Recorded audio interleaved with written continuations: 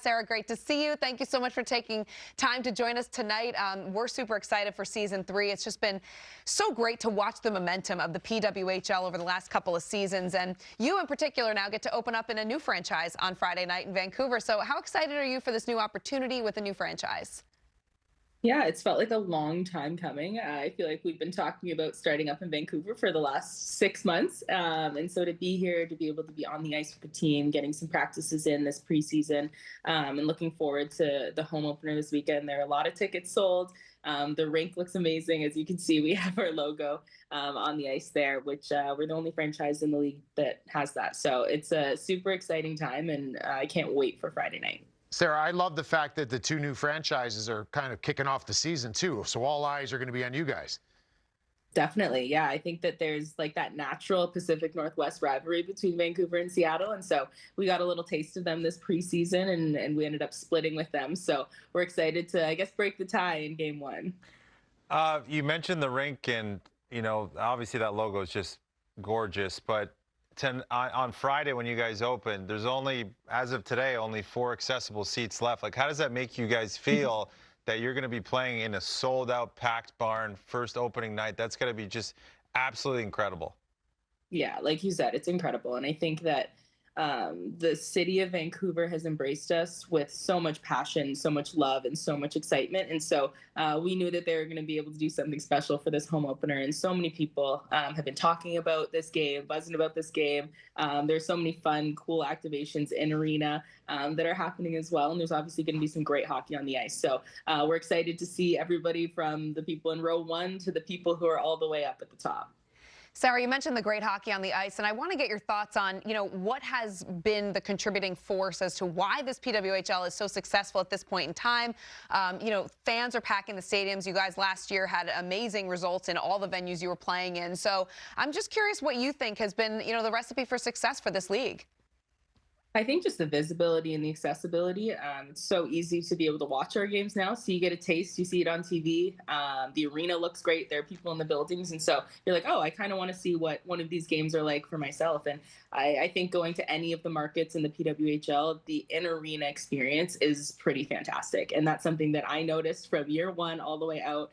There's so much energy and buzz in the building. And I would say, like, people think it's like a Taylor Swift concert. Like, everybody is just so to be there. Awesome. They're singing. There's like light up bracelets. They're trading friendship bracelets. Like, it's so much fun. That's awesome. To be in one of these buildings. So I think that that's really our big pull and our big draw.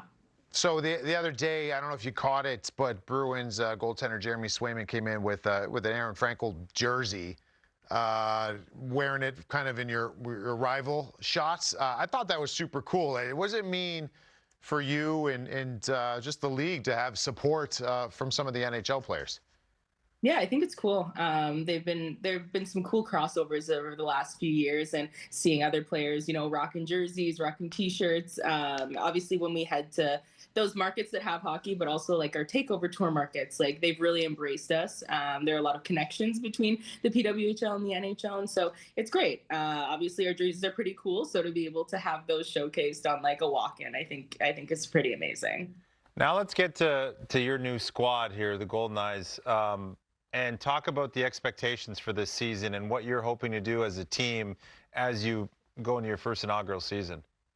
Yeah, I mean, everybody wants to be a winning hockey team, and I think that looks differently every day. Obviously, there's that long-term goal of hoisting a Walter Cup at the end of the season, but I mean, we want to have, excellence every single day. We want to be a team that wins night in and night out, understanding that you probably won't go 30-0, but you want to make every effort possible to put you in the best position at the end of the season going into playoffs. And so I think our team looks great. We're having a ton of fun on the ice. I think we're really clicking and gelling, which, being a new expansion team franchise, we didn't really have any familiarity with each other. I've played against a lot of these players, haven't played with them. And so I think it's been a lot of fun just getting to know some players that I've played against for years and years at this point.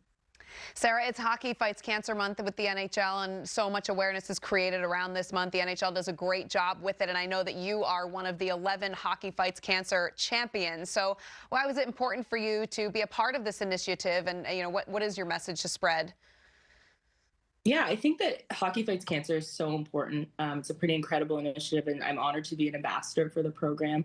To be able to spread awareness and be able to, I guess, normalize speaking about cancer. I think that it's been so taboo for so long, and it realistically touches so many of our lives. And it's obviously very unfortunate, but it does touch so many of our lives. And I know, thinking my mom was diagnosed with breast cancer within the last few years, and she's been just such an amazing advocate and role model for me, for like early detection and just going to your doctor and making sure that you take, the preventative screening tests and different things like that, and really being transparent about a cancer journey, because every cancer journey looks very different, for obviously the person who's experiencing treatment, and then their family members and friends as well. And so I think it's just really spreading awareness and normalizing the conversation, and making it okay to, bring up this word of cancer. Yeah, absolutely. Well said. Yes, great work by you on that, being and standing up for that initiative. Just Rivalry Series, you got Olympic year this year. I mean, can you talk about some of the excitement around women's hockey right now? It's a pretty busy year for women's hockey. It looks completely different than any year past, especially with the Olympic year. We usually all move in together for 6 months and prepare as, Team Canada for the Olympics. But we don't have the opportunity to do that this year because of obviously the incredible PWHL that we have. And so it looks very different. We had 2 Rivalry Series games in the United States a few weeks ago, and then we have 2 coming up here in Edmonton in December, which will be a lot of fun. But yeah, I think that the onus is really on us as individual players to be the best that we can possibly be, so that our team will be fighting for gold when it comes in February. Awesome. Somebody that's kind of gotten some gold, so to speak, is Brianna Decker. Talk a little bit about her impact and what you kind of learned from her watching her story. Yeah, I mean, Dex is a pretty special player, and I remember when, her career kind of ended at the last Olympics with that really horrific injury, but being able to see her play, I've never seen a person want to score a goal more than her. She wanted every single puck, and you felt it in the neutral zone, the offensive zone, defensive zone, in the face-off dot. Like, she just wanted the puck. So she had such great vision.